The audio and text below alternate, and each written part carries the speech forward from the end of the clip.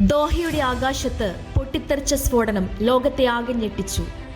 അമേരിക്കയുടെ പ്രധാന സൈനിക ആസ്ഥാനം നിലകൊള്ളുന്ന ഖത്തറിൽ സംഭവിച്ച അതിശക്തമായ ആക്രമണം സാധാരണ സംഭവമല്ല.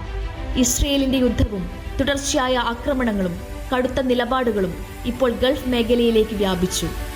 അമേരിക്കയുടെ അനുമതിയില്ലാതെ ഒരു യുദ്ധവിമാനം പോലും കടന്നുപോകാൻ കഴിയാത്തിടത്ത് ഈ ആക്രമണം ഇസ്രയേൽ മാത്രം നടത്തിയതാണെന്ന് വിശ്വസിക്കാൻ ബുദ്ധിമുട്ടാണ്. മറിച്ച് ഇത് അമേരിക്ക ഇസ്രയേൽ കൂട്ടുകെട്ടിന്റെ ശക്തിപ്രകടനവും രാഷ്ട്രീയ സന്ദേശവുമാണ്.